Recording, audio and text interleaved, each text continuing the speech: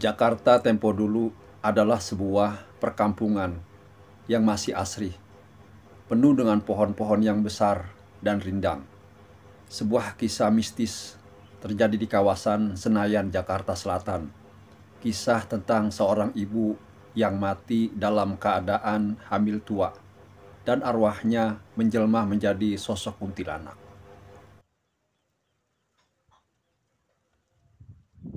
Sosok kuntilanak sekarang ini menjadi primadona dalam sinetron maupun film layar lebar.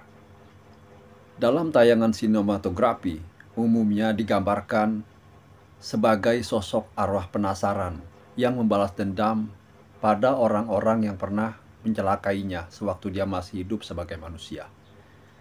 Entah kebetulan atau tidak, peristiwa yang saya ceritakan ini persis seperti kisah dalam film, yakni tentang sosok kuntilanak atau pocong yang ingin balas dendam kepada mereka yang telah mencelakai dirinya.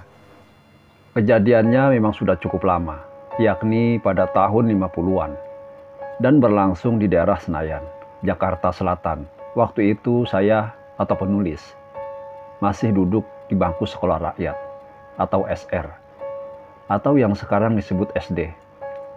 Yang perlu diketahui, pada tahun 50-an, Senayan itu tentu saja belum menjadi seperti kawasan metropolitan seperti sekarang ini. Waktu itu Senayan adalah sebuah perkampungan masyarakat Betawi yang masih banyak ditumbuhi pohon besar.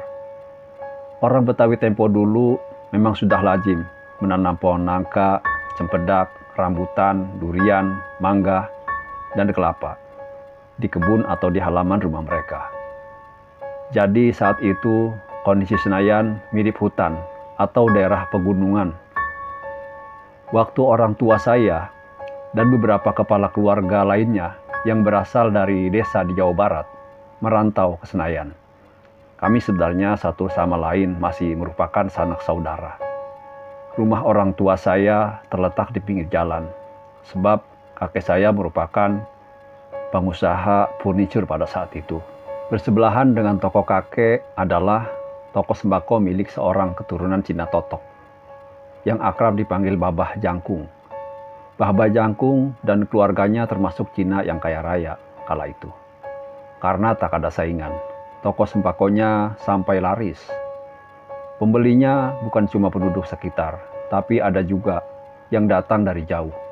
Agaknya Babah Jangkung memang menjual dagangannya dengan harga yang sedikit miring. Karena itu pelanggan berbondong-bondong datang ke tokonya yang besar itu. Sementara itu, di belakang rumah kakek saya, berjajar rumah-rumah sederhana milik orang sedesa yang dengan kami. Sedangkan rumah orang Betawi asli terletak agak jauh. Waktu itu, hampir semua pribumi Betawi masing-masing memiliki tanah yang cukup luas. Ukuran rumahnya pun besar-besar dengan bangunan khas Betawi. Suatu hari tetangga di belakang rumah, persisnya seorang ibu muda baya yang bernama Cetia, terserang malaria. Tubuhnya menggigil, walaupun sudah diselimuti berlapis-lapis kain. Sementara itu, suhu badannya kian meninggi karena demam yang hebat. Malang sekali nasib Cetia. Waktu itu dia tengah mengandung beberapa bulan. Karena waktu itu belum ada obat-obatan seperti sekarang.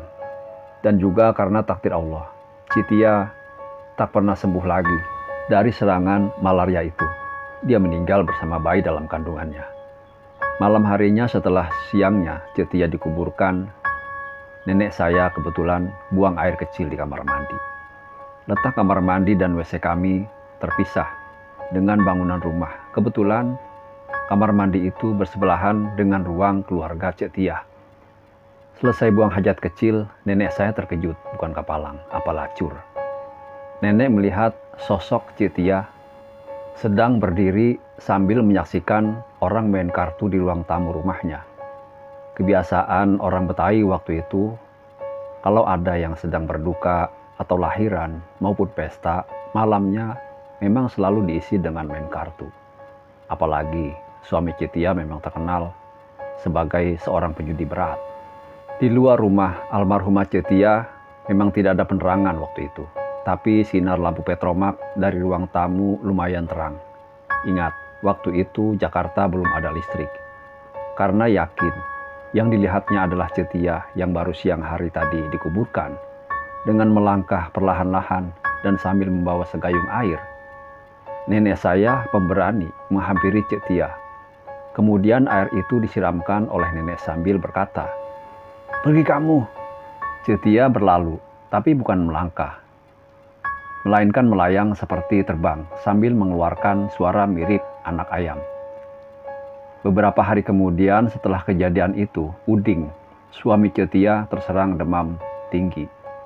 Yang terasa aneh, bola mata Uding selalu melotot seperti orang ketakutan, dan mulutnya selalu berteriak-teriak menyebut nama almarhumah istrinya.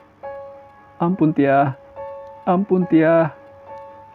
Hanya sehari sakit, jiwa Uding tidak tertolong lagi. Dia meninggal dalam keadaan kedua bola matanya terbelalak, seperti melihat sesuatu yang amat menakutinya. Hal yang sangat aneh dan misterius, pada leher si mayat terlihat bekas tangan cengkraman sedemikian kuat. Karena itulah orang-orang menduga Uding tewas karena dicekik. Mungkinkah itu perbuatan Cetia yang menurut kesaksian nenek saya telah berubah menjadi kuntilanak? Yang pasti sejak kematian Uding, teror Cetia semakin menjadi-jadi. Setelah suaminya meninggal dengan bekas cekikan di leher, teman-teman berjudi Uding pun mengalami nasib yang sama. Mereka mula-mula terserang demam tinggi. Beberapa hari kemudian meracau dengan berteriak-teriak dan mata membelalak ketakutan. "Ampun Cetia, ampun Cetia." Begitulah yang keluar dari mulut mereka. Teman-teman judi Uding itu akhirnya meninggal dengan kondisi sama seperti suami Cetia. Ada bekas cekikan di lehernya. Cetia pun tak kurang melakukan balas dendam pada Babah Jangkung, si pemilik toko sembako. Babah Jangkung rupanya pernah memaki-maki Cetia semasa hidupnya karena utang belanja sembako di tokonya tidak terbayar. Balas dendam pun dilakukan pada tetangga yang pernah bertengkar dengan almarhumah, bahkan musuh anak Cetia. Ada 2 anak remaja Cetia meninggal juga secara mendadak. Atas kejadian demi kejadian misterius ini, orang sekampung tambah yakin bahwa semua teror maut itu adalah perbuatan balas dendam dari Cetia yang disebut-sebut telah menjelma menjadi kuntilanak. Memang sudah tak menjadi rahasia umum bahwa Cetia dengan suaminya hidup tidak harmonis. Sepasang suami istri itu sering terlibat pertengkaran. Salah satu penyebabnya adalah karena suami Cetia seorang penjudi berat. Uang yang didapat sebagai buruh bangunan selalu digunakan untuk judi, sehingga utang ke Babah Jangkung tidak pernah lunas. Awal tahun 60-an, penduduk Senayan terkena penggusuran karena di areal itu akan dibangun komplek Gelora Bung Karno dalam rangka Asian Games. Mula-mula yang digusur adalah tempat pemakaman umum yang lokasinya hanya beberapa puluh meter dari tempat tinggal kami. Masing-masing kuburan digali, lalu tulang belulangnya dipindahkan ke pemakaman Blok P Kebayoran Baru. Sekarang pemakaman Blok P sudah tidak ada lagi, karena di lokasi itu sudah dibangun sebuah gedung kantor wali kota Jakarta Selatan. Penduduk Senayan yang kena gusur pindah berpencaran. Ada yang pindah di sekitar Kebayoran Baru, ada yang ke Simpruk, dan ada yang ke Tebet. Kakek saya sekeluarga memilih pindah ke Tebet. Sejak penggusuran itu, teror maut Cetia tidak pernah terjadi lagi. Anak-anaknya yang menjadi yatim piatu pun pulang kampung. Hampir setengah abad berlalu kejadian misterius itu, namun rasanya baru saja kemarin terjadi. Sekian, Assalamualaikum warahmatullahi wabarakatuh.